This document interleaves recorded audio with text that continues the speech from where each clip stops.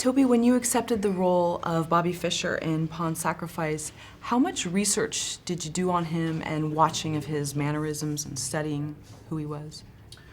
I did quite a bit. I watched and listened to anything I could get my hands on, and kept doing that, for a long time.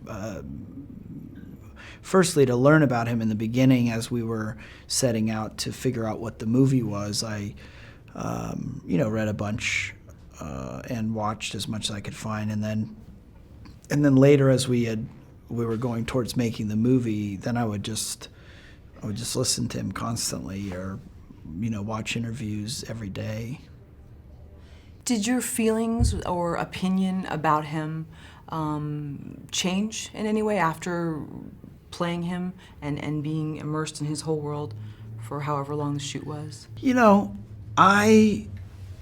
It's an interesting thing when you're playing a character, when I'm playing a character, because I'm basically going through a process where I'm not looking to be reductive at all or to judge the person.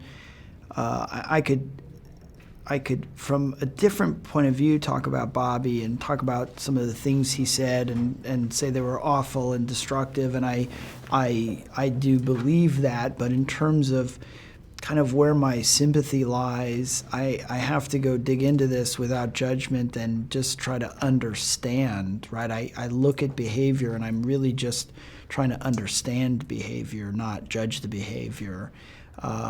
So I find Bobby Fischer fascinating, and I have my kind of, I guess, assessments as I apply them to how I'm portraying him. Did playing Bobby Fischer give you any epiphanies about your own life?